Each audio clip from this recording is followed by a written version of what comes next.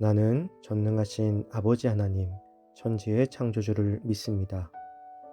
나는 그의 유일하신 아들, 우리 주 예수 그리스도를 믿습니다.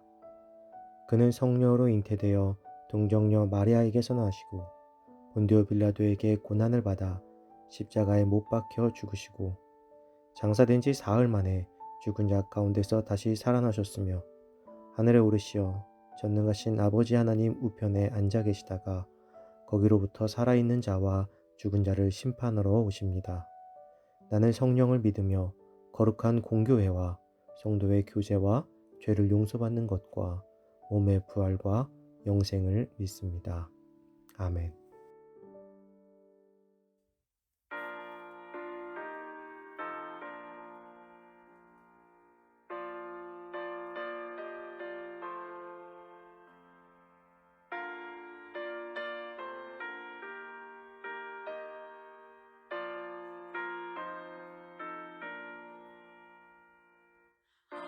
어저께나 오늘이나 어느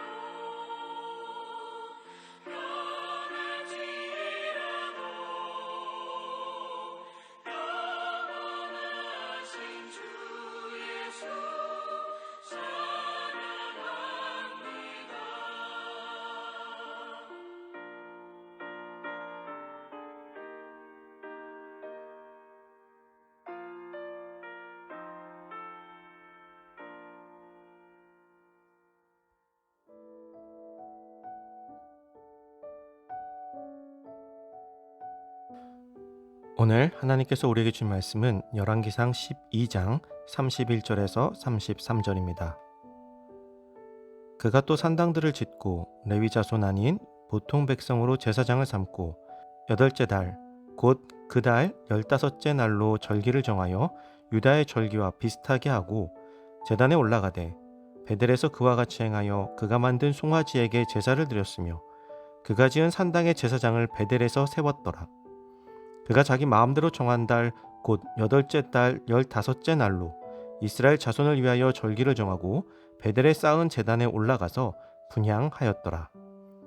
아멘. 나의 율법이라는 제목으로 오늘 말씀 나누겠습니다.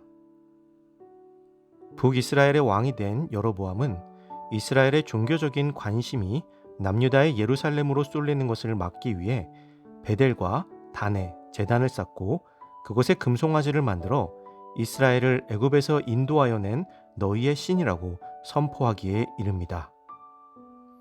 이렇게 하나님을 대신하여 금송아지 우상을 만들어 이스라엘 백성을 미혹하고 거기서 더 나아가 하나님이 허락하신 유일한 성소인 예루살렘 성전을 대신하는 산당을 지었으며 율법이 정한 바 매년 7월 15일에 거행되던 장막절 행사를 매년 8월 15일로 변경하기까지 이르게 됩니다.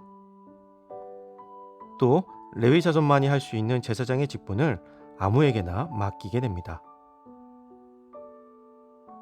물론 남유다와 북이스라엘의 위치상 수확 시기가 한 달 정도 차이가 나는 것을 염두하여 날짜를 바꾼 것이라고 생각할 수도 있습니다. 또한 제사를 지낼 레위인이 없으니 어쩔 수 없는 상황이었다고 이야기할 수도 있습니다.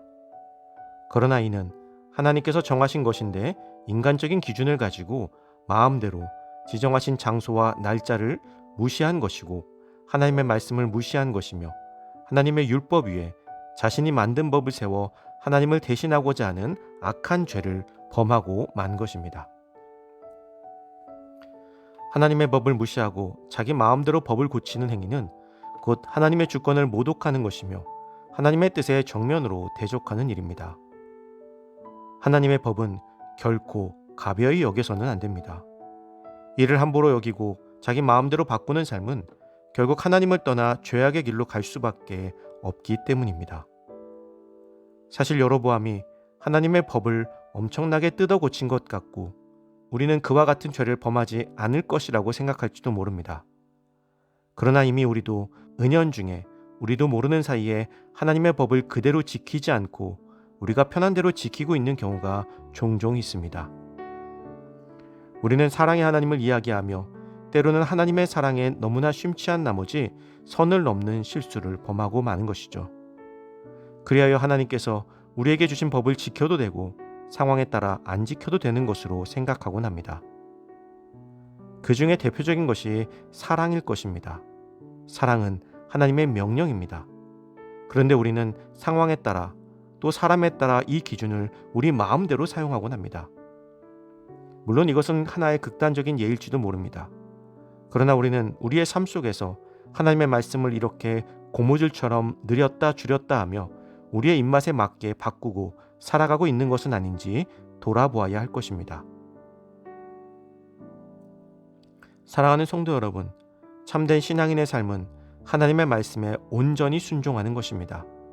하나님의 법을 목숨을 걸고 지키는 것입니다. 여로보암처럼 자신의 상황과 환경에 맞게 유리하게 바꾼다면 그것은 더 이상 하나님의 법이 아님을 기억하고 참되신 하나님의 말씀에 온전히 순종하고 따르고 지키는 우리가 되기를 간절히 소망합니다.